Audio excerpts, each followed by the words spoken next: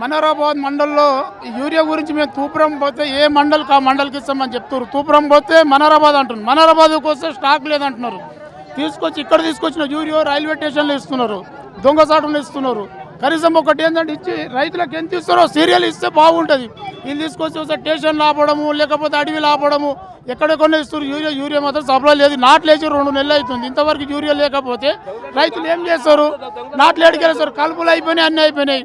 ఇప్పుడు కలుపులు అయిపోయినాక యూరియా తల్లి ఏం లాభం ఉంటుంది?